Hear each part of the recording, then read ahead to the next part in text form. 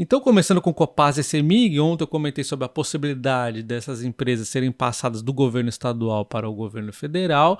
Existe uma série de dúvidas, algumas delas inclusive bastante básicas, a começar com o quanto que o Estado tem nessas empresas. A gente olha aqui a CEMIG, é incorreto você dizer que não vai mudar nada a empresa passar do governo estadual para o federal, porque o governo estadual tem apenas 17,04% das ações. Não é assim que se vê.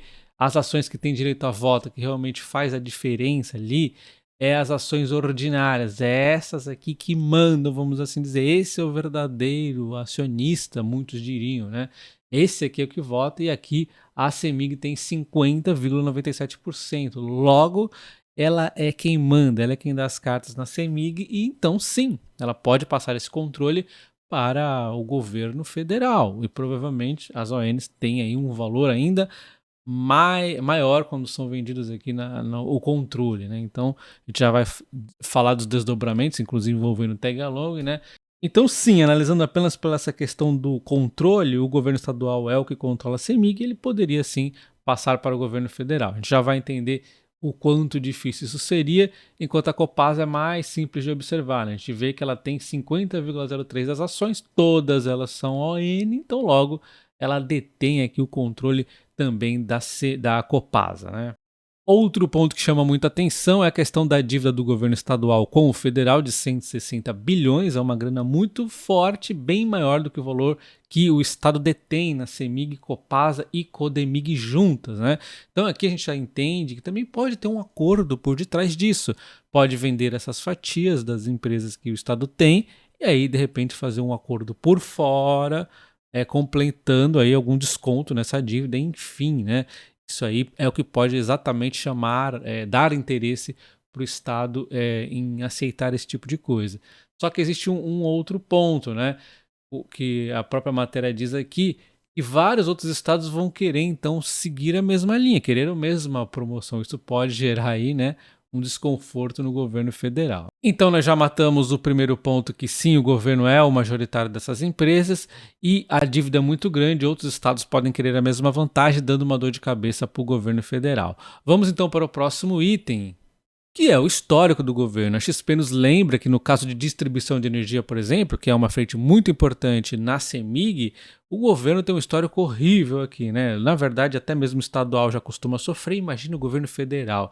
Então, foram experiências ruins, inclusive eles lembram aqui que todas as distribuidoras controladas pela Eletrobras foram vendidas em 2018 e não tiveram um processo favorável. A gente lembra aqui que a privatização das distribuidoras da Eletrobras foi vantajosa porque elas davam prejuízos à companhia. Então, o governo federal não vai querer ter distribuição de energia, isso é um ponto que a gente tem que levar em conta, mas isso também não impede, de repente, fazer a venda posterior, né? Enfim, outro ponto que eu ainda adiciono é que não é convergente o governo federal, que é Brasil, né, tomar conta de distribuição, que é um serviço mais local, não bate muito com as ideias, é diferente da frente de transmissão e geração, que aí sim tem um pouco mais a ver aí com o Brasil como um todo, né? Então, não tem, é um case que não tem nexo ficar no governo federal. Já no caso da Copasa, a XP relembra que estaria fora do âmbito regulatório, já que as concessões de saneamento são municipais e estaduais.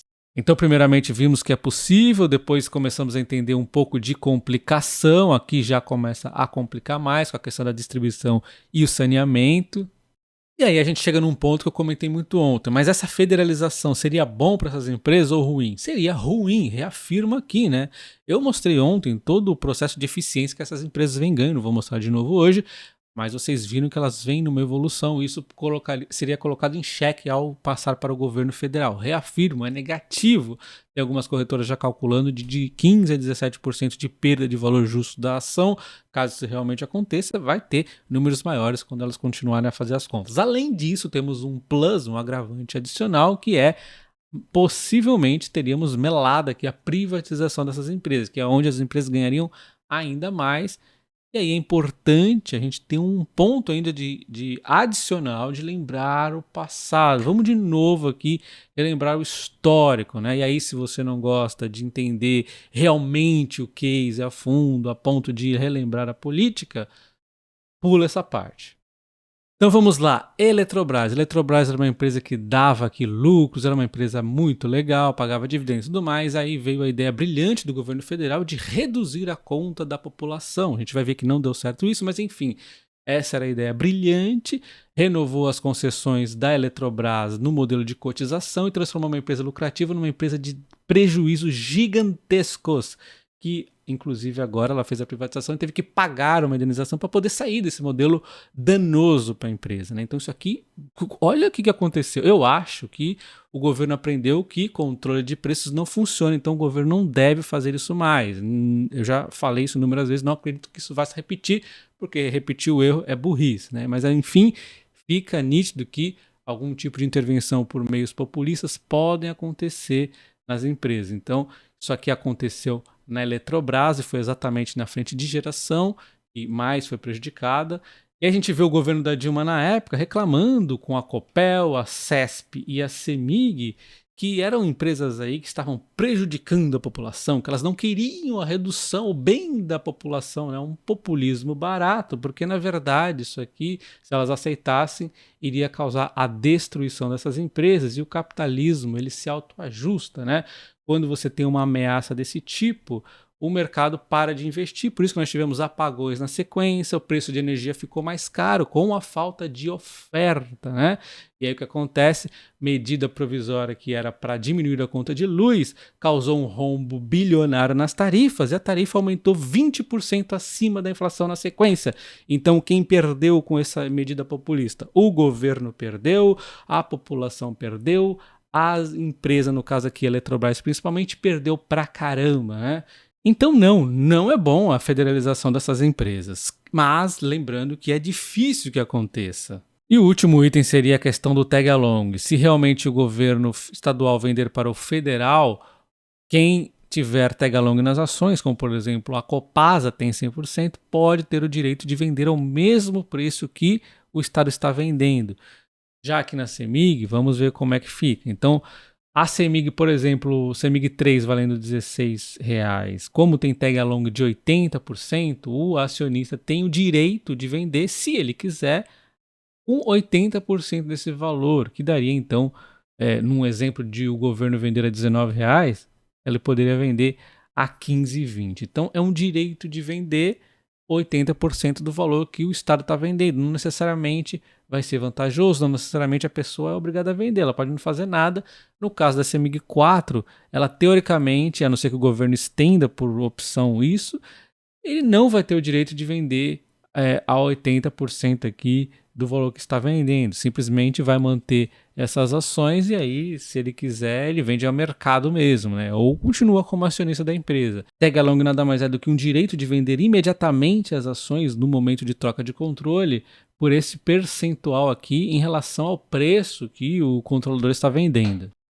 E agora vamos falar da Itaúsa. Ela veio via fato relevante comunicar a bonificação das ações e a homologação da subscrição das ações. Então, no caso aqui da homologação, nada mais é do que oficializar a data agora ao qual os acionistas que subscreveram lá atrás, né, vão ganhar essas ações de fato, vai ser subscritas aqui dia 24/11, vai aparecer na conta aí. Então, nada mais é do que só comentar aqui a data a qual vai aparecer as ações, basicamente, né?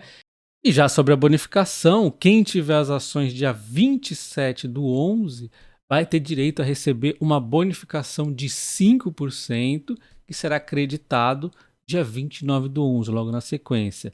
Na proporção, então, obviamente, de 5 a cada 100 ações. Por exemplo, você tem 100 ações, você vai ganhar 5 ações aí da Itaúsa. Se você tem 1.500, você ganharia, então, 75 ações. É 5%.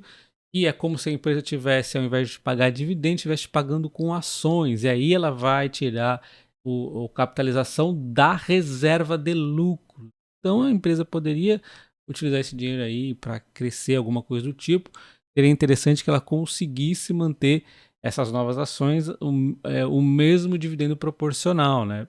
Uma das formas que ela poderia fazer, na minha opinião, uma opinião aqui de fora, ela poderia fazer um programa de recompra de ação mais forte, de aumentar esse programa de recompra de ação com essas bonificações. Enfim, né, o importante é que a empresa está aqui bonificando esse acionista e nós temos que ver se a empresa vai continuar fazendo esses 5% a mais de ações, que a empresa consiga ao longo do tempo crescer o lucro da empresa como um todo para conseguir remunerar adequadamente esses 5% a mais de base acionária. Basicamente é isso, porque vamos supor no exemplo aqui que ela consiga manter o dividendo igual, né? Se ela manter o dividendo igual por ação, quem já tinha ação já ganhou 5% a mais, então já teve um crescimento oculto aqui nos dividendos de suas ações. Mas a gente espera que no longo prazo consiga superar até esse número aí.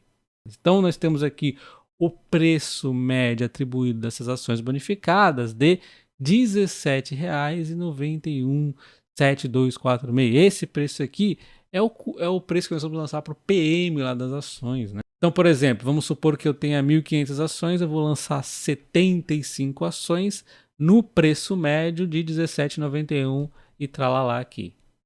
O Bradesco também fez um anúncio muito importante. Noronha, que era vice-presidente de varejo do banco, assumiu a presidência, tá? Então o antigo presidente vai ir para o conselho de administração. E isso aqui pegou muitos de surpresa, porque desde a fundação do Bradesco ele teve apenas 5 CEOs. Geralmente é case de longo prazo. E o presidente anterior, que acabou de sair do Bradesco, ele estava aí há 5 anos, né? Então pegou o mercado de surpresa, mas o mercado teve uma visão positiva em relação a essa mudança. Como vocês sabem, o grande desafio do Bradesco é a recuperação da rentabilidade e o controle da inadimplência. Então ele tem que crescer de forma com que suas margens não fiquem muito comprimidas e também conseguindo enfrentar as fintechs, né, que estão trazendo uma transformação nos bancos. O Bradesco continua lucrativo mesmo com tanto problema que aconteceu, inclusive um pouco de azar com o americano e tudo mais. Ainda assim ele é lucrativo, mas ele ficou para trás, vamos dizer, em relação ao Banco do Brasil e principalmente o Itaú ali, né? Ficou para trás esses últimos anos, desses dois bancos. E para quem não se lembra, o presidente que acabou de sair do Bradesco, no começo do ano, em fevereiro, ele havia admitido que o banco tinha emprestado mais do que deveria. Foi ao longo de 2023 que nós estamos percebendo que a recuperação do Bradesco talvez fosse demorar um pouquinho a mais do que imaginávamos, né? E aí por isso que o Bradesco ainda vem sofrendo bastante. Não bastasse o suficiente, ainda surgiu Americanas no caminho, né? Mas o novo presidente do Bradesco, ele também já é da casa, já é um nome antigo aí, não deve mudar tanto assim o rumo do banco, mas ainda assim o mercado gostou bastante. Então vamos aqui à primeira manifestação de Noronha oficialmente como presidente aí do Bradesco. O mercado é muito competitivo e exige múltiplas capacidades de todos nós. Com os pés no chão, tenho consciência da minha missão e não será diferente dessa vez. Tenho visão plena das decisões relevantes que me aguardam e o tamanho da carga das expectativas dos clientes, colaboradores e acionistas do Bradesco. De qualquer forma, nós temos aqui os analistas comentando que eu concordo, né, os bancos são como grandes transatlânticos, né, não é fácil mudar o rumo do dia para a noite, então é algo que leva tempo. Né? Até mesmo por isso, o Bradesco costuma ter cargos aqui bem extensos de CEO, né? Mas vamos ver se esse novo CEO vai aí nos surpreender positivamente, colocar o Bradesco novamente no rumo. Quando a gente analisa os resultados do Bradesco, percebemos que em 2020 o lucro dele em pleno momento da pandemia era maior do que agora, então isso nos leva a entender que o óbvio, né, que muitas coisas são feitas no longo prazo. Como o Bradesco foi emprestando demais, depois a conta chegou e chegou em forma de inadimplência. Então o que nós vimos foi de 2015 em diante o banco disparando em valor de mercado, mas começou ali a dar os deslizes, principalmente em 2020, só que a conta foi chegando mais à frente, a inadimplência foi pegando e agora o banco teve essa queda aqui substancial. Ele começa aqui uma recuperação ali que vai levar ainda um tempo. A gente vê o ROI da empresa, a gente vê analisado, ainda está em 11%, e é bem menor do que o seu histórico. É por isso que ele teve uma desvalorização grande, mas ainda um banco, pelo menos que na frente de seguros, está indo muito bem, né? Está crescendo pra caramba, que é o que está segurando as pontas do banco. Se não fosse seguros, ele teria caído muito mais. O banco nos deixa bem claro que as novas safras que foram entrando foram muito mais filtradas em termos de inadimplência. Eu diria que principalmente aqui para o fim de 2022, ali no quarto trimestre, ele começou ainda a filtrar mais, né? Mas ainda assim, começando ali do primeiro trimestre, a gente vê que o novo pessoal que está entrando já está em 57%, né, da carteira de crédito, uma entrada aqui que vai diminuir a inadimplência ao longo do tempo. Então isso aqui precisa de um pouco de paciência para ir realmente acontecendo os efeitos positivos aqui na inadimplência, mas o preço em relação a isso é que ele não está crescendo tanto a carteira de crédito como talvez poderia, né? Ele está aqui sendo bem cauteloso, porque a inadimplência já está em alta. Se você ficou com alguma dúvida, deixe nos comentários que eu vou tentar responder dentro do possível, principalmente se você for membro do canal, vou dar uma atenção especial. Então considere se tornar membro do canal, temos também vídeos exclusivos e acesso à planilha de dividendos e preço teto. E considere também se inscrever no meu curso de opções, que estamos na promoção Black Friday. Lá você aprende a fazer dividendos adicionais com as suas ações e também proteger sua carteira contra quedas. Te ensino opções desde o básico até o mais avançado. Um abraço e até o próximo vídeo. Valeu!